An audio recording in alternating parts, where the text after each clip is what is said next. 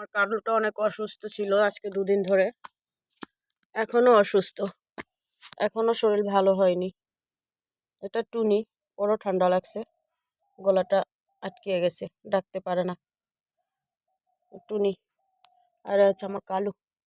দেখো না কেমন করে কালুটা 2 দিনে কেমন হয়ে গেছে। আপনারা তো সবাই দেখছেন যে কতটা চঞ্চল ছিল, 2 দিনে কতটা অসুস্থ হয়ে গেছে। তাও একটু কালকে জোর করে করে খাওয়ানো হয়েছে, সকালে একটু খাইছে, দেখছো কেমন হয়ে গেছে একেবারে, মানে কি বলবো, ওই বুঝতেছে ওর কেমন লাগে। বাবা বাবা,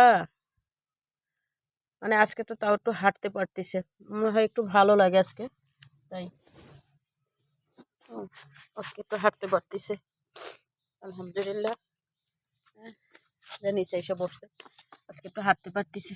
কালু কালু, বাবা বাবা কালু, বাবা কালু, বাবা কালু, বাবা। আরে চোখটা কেমন জানি একটু মানে কেতরাচ্ছে। যারা কেটলা বাড়াছেন অবশ্যই কমেন্ট করে জানাবেন কেন এরকম হলো, অবশ্যই জানাবেন আমাকে।